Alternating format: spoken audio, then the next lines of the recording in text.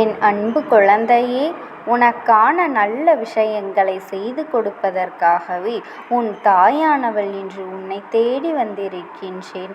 என் பிள்ளையே, என் மீது சத்தியம், இன்று என் வாக்கினை நீ கேட்டு முடித்த 15 நிமிடத்தில் உன்னை தேடி நீ எதிர்பாராத செய்தி ஒன்று சர்வ நிச்சயமாக வரப்போகின்றது. என் தங்கமே, அந்த செய்தி வந்தவுடன் நிச்சயமாக என் குழந்தை எனக்கு நன்றி சொல்ல ஓடோடி வருவாய். என் பிள்ளையே, இன்று உன் தாயானவள் எனக்கு மட்டும்தான் நன்றாக தெரியும். உன்னுடைய வாழ்க்கையில் உன்னை சுற்றி நடக்கின்ற பல விஷயங்களை பற்றி எனக்கு மட்டும்தான் தெரியும். வேறு யாராலும் அதனை சரியாக கணிக்க முடியாது. உன் எதிர்காலம் இப்படித்தான் உன் கைகளில் கிடைக்க வேண்டும் என்று விதி இருக்கும் பொழுது அப்படித்தான் அது உன் கைகளில் வந்து சேரும். என் குழந்தையே, அதற்கு முன்பாகவே நீ எத்தனைதான் உன் மண்டையை போட்டு உடைத்தாலும் சரி, உன் மனதை போட்டு குழப்பினாலும் சரி, அது உன் கையில் வந்து சேர்ந்து விடாது என் தங்கமே. அதனால் தானே எல்லோரும் தன்னுடைய வாழ்க்கையில் இருக்கின்ற மொத்த பாரத்தையும் தெய்வத்திடம் மீது போட்டுவிட்டு அமைதியாக விடுகின்றார்கள். நமக்கு எப்பொழுது கிடைக்க வேண்டும் என்று இருக்கின்றதோ அது அப்பொழுதுதான் கிடைக்கும். என் தங்கமே, நீயும் இப்பொழுது இப்படி ஒரு மனநிலைக்குத்தான் மாறிவிட்டாய். எவ்வளவுதான் போராடி பார்த்தேன் அல்லவா, மன்றாடி பார்த்தேன் அல்லவா, ஆனால் எனக்கு நம்பிக்கை கிடைக்கவில்லையே. அம்மா, நீயாவது எனக்கு அந்த நம்பிக்கையை கொடு என்றுதானே நீ கேட்டுக்கொண்டிருக்கின்றாய். கவலைப்படாதே, நிச்சயமாக நீ நினைத்தது அனைத்தையும் உனக்கு நான் கொடுக்க போகின்றேன். உனக்கானதை எல்லாவற்றையும் செய்து கொடுக்க வேண்டியது என்னுடைய பொறுப்பு அல்லவா. என் தங்கமே, நீ கேட்டதை உன் கைகளில் அப்படியே நான் தரப்போகின்றேன். நீ எதற்காகவும் கவலைப்படாதே. இந்த அம்மாவின் மீது அதிக அன்பு கொண்டதற்கு பலனாக உன் வாழ்க்கையில் உனக்கு அத்தனை சந்தோஷங்களும் கிடைக்கப் போகின்றது. இந்த வாழ்க்கையில் உனக்கு அம்மா நான் செய்து கொடுத்த சத்திய வாக்கு இன்று வாழ்வில் நிஜமாக போகின்றது. அன்பிற்காக ஏங்கி தவித்து நின்றாய் அல்லவா, ஒரு உண்மையான அன்பு நம்மோடு இல்லை என்று நீ ஏக்கம் கொண்டாய் அல்லவா, அந்த ஏக்கம் உனக்கு இன்றோடு தீரப்போகின்றது. இனி உன் வாழ்க்கையில் நினைத்தது மட்டும்தான் நடக்கப் போகின்றது. கஷ்ட காலங்கள் எல்லாமே தீரும் நேரம் வந்துவிட்டது. என் பிள்ளையே, உன் முகத்தில் சந்தோஷத்தை காண உன் அம்மா நான் வந்துவிட்டேன். உன்னை ஆவலோடு காண நான் வந்துவிட்டேன். மற்றவர்களின் துணையை எதிர்பார்த்து நிற்கின்றார்கள். யாருமே இங்கு தனியாக எந்த ஒரு விஷயத்தையும் செய்ய துணிவது கிடையாது. அதற்கு காரணம் என்ன தெரியுமா? சரியாக இருந்தால்தான் செய்ததாக பெருமைப்பட்டு கொள்வார்கள். அதே நேரத்தில் அந்த விஷயம் தவறாகிவிட்டது என்றால் யார் ஒருவர் துணைக்கு வந்தார்களோ அவர்களின் மீது பழியை போட்டுக்கொண்டு தப்பித்து விடுவார்கள். உண்மையே இதுதான். ஆபத்து என்ற ஒன்று வந்தால் நமக்கு துணையாக இன்னொருவர் வரவேண்டும் என்றுதான் எப்பொழுதுமே இன்னொருவரின் துணையை எல்லோரும் நாடுகின்றார்கள் என் குழந்தையே. அதனால் இப்பொழுது நீ யாருடைய துணையையும் தேடாதே.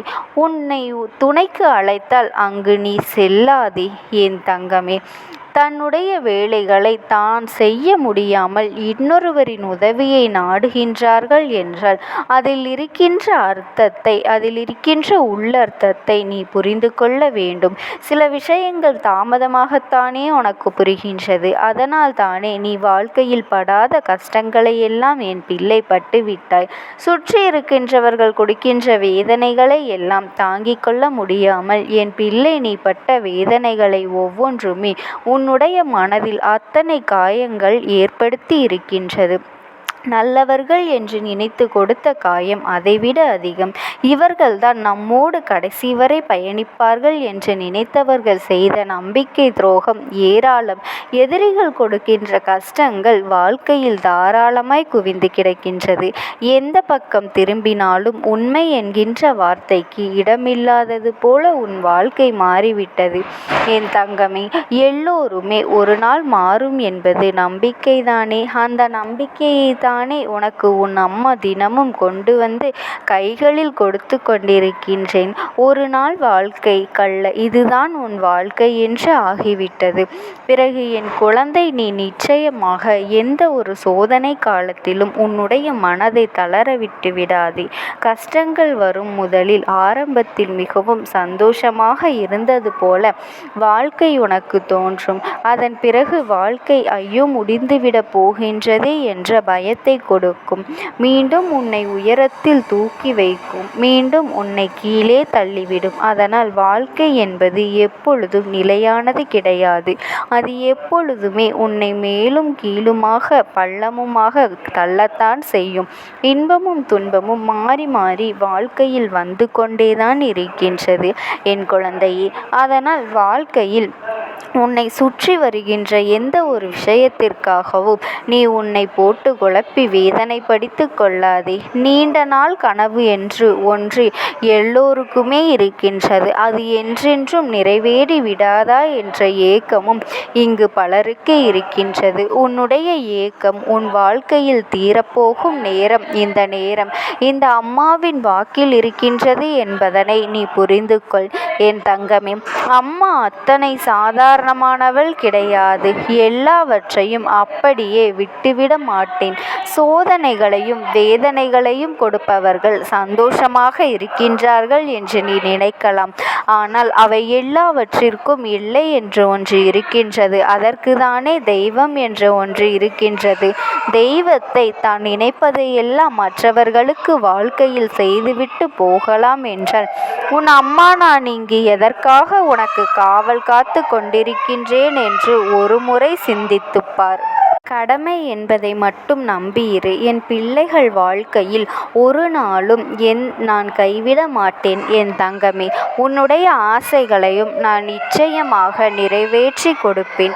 நீ நினைப்பாய், அம்மா ஆசைப்பட்ட வாழ்க்கை கிடைக்க வேண்டும் என்று போராடியது ஒரு காலமாக இருந்தாலும் அந்த வாழ்க்கையை நிலைக்க வைக்க செய்ய வேண்டும் என்கின்ற பயமும் எனக்குள் இருக்கின்றது.